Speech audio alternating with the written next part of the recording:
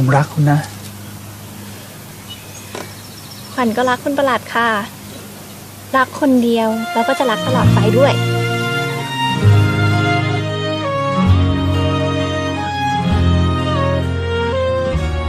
ปกติงานลอยกระทงที่นี่เนี่ยคนเยอะทุกปีหรือเปล่าครับอุ้ยคนเยอะทุกปีเลยค่ะคุณประหลัดสวัสดีครับณัฐวุฒิ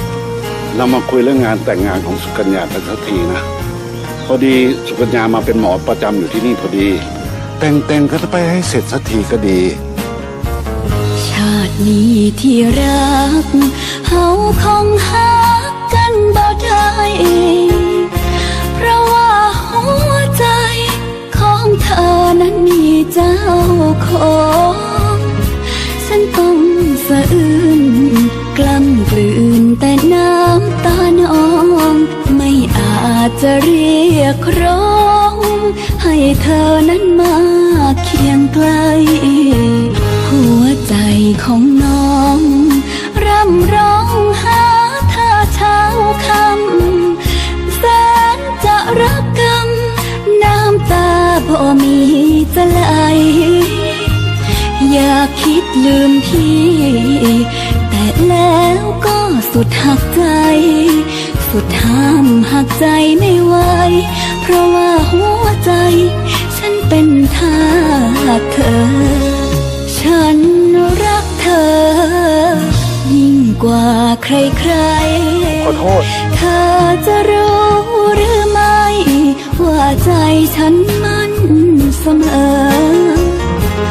ถึงจะมีชายอื่นที่ดีกว่าเธอยังมั่นต่อเธอเสมอเพราะฉันรักเธอยิ่งนักชาตินี้ที่รักเฮาคงหากันบ่ได้แม้ว่าขวัญยายเป็นอะไรน่ะ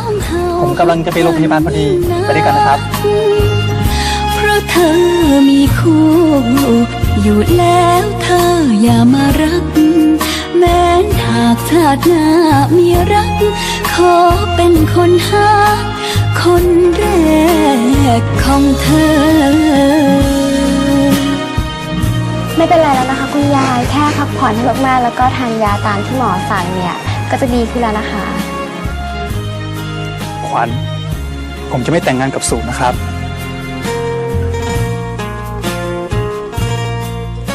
แกเป็นบ้าอะไรแกทำอะไรเกรงใจพ่อแม่มาไหมที่สำคัญนะแกทำหนูสุกเขาท้องนะแกจะเอาไงว่ามาฉันรักเธอยิ่งกว่าใครๆเธอจะรู้หรือไม่ว่าใจฉันมัน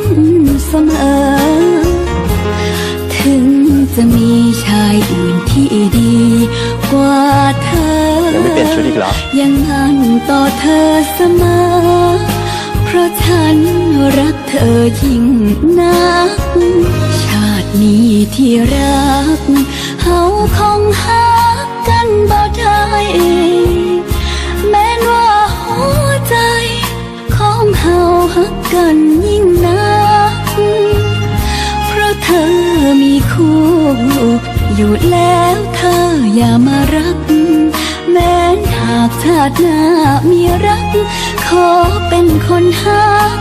คนแรกของเธอ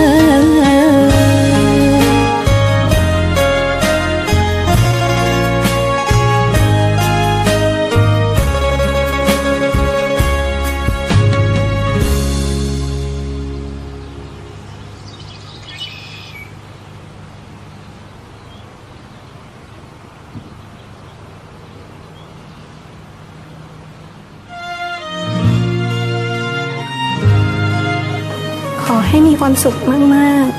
ๆขอให้รักกันนานๆนะคะ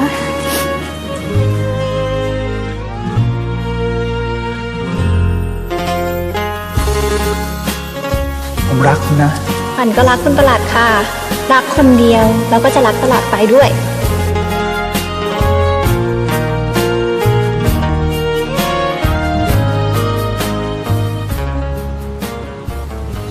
ผ ยายจ๋าขวัญทำถูกแล้วใช่ไหมจ๊ะยายหนูทำดีที่สุดแล้วลูก ชาตินี้ที่รักเฮาคงหากันบ่ได้แม้ว่าหัวใจของเฮาฮักกันยิ่งนักเพราะเธอมีคู่อยู่แล้วเธออย่ามารักแม้หากชาติหน้ามีรัก